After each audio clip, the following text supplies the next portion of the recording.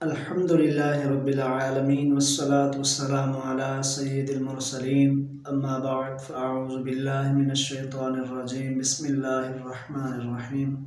ناظرین اکرام، یہ جو ہم نماز کے لیے وضو کرتے ہیں اس کی بہت زیادہ فضیلت بیان کی گئی ہے کہ ایک مرتبہ حضرت سیدنا عثمان غنی رضی اللہ تعالی عنہ ایک مقام پر تشریف فرما تھے۔ ان کا طریقہ کار، انہوں نے وہاں پر پانی منگوایا، وضو کیا، وضو کرنے کے بعد یک مسکرانے لگے اور ساتھ ہی اپنے رفقا سے فرمایا کہ کیا تم جانتے ہو کہ میں کیوں مسکرایا؟ ان کے جواب دینے سے پہلے خود ہی فرمانے لگے کہ ایک مرتبہ نبی پاک علیہ الصلوۃ والسلام یہاں پر اسی مقام پر تشریف فرما تھے تو آپ علیہ الصلوۃ والسلام نے پانی منگوایا، وضو فرمایا، وضو فرمانے کے بعد مسکرانے لگے اور صحابہ سے فرمایا اے میرے صحابہ، کیا تم جانتے ہو میں کیوں مسکرایا؟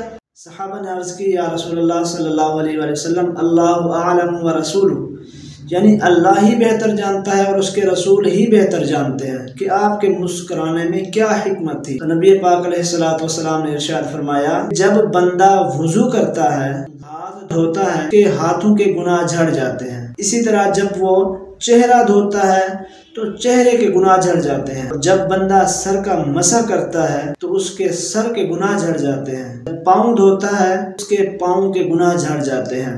دیکھیں صحابہ کرام علیہ رضوان کا طریقہ کار، قرآن کی سنت کو بھی نہیں جانے دیتے بلکہ اس پر بھی عمل کرنے کی کوشش کرتے ہیں۔ یہ صحابہ کرام کا عشق ہے، نبی پاک علیہ الصلوۃ والسلام سے محبت ہے کہ وضو کر کے خندہ ہوئے شاہ عثمان، وضو کر کے خندہ ہوئے شاہ عثمان، کہا کیوں بھلا تبسم کر رہا ہوں؟ جواب سوال مخالف دیا، پھر خود ہی سوال کیا، پھر خود ہی اس کا جواب دے رہے ہیں کہ جواب سوال مخالف دیا، پھر کسی کی ادا کو ادا کر رہا ہوں۔ صحابہ کرام نبی پاک علیہ الصلوۃ والسلام کی ہر ادا کو ادا کرنے کی کوشش کرتے، آپ کے طریقہ کار کو اختیار کرنے کی کوشش کرتے۔ یہ محبت ہی صحابہ کی آپ علیہ الصلوۃ والسلام سے۔